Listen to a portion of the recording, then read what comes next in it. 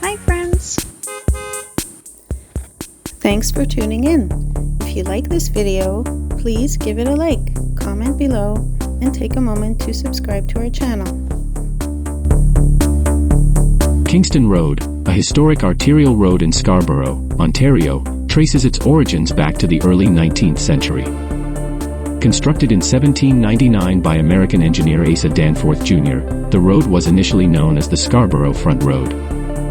It was later surveyed and renamed Kingston Road in 1815, following the path of the earlier route laid out by Danforth.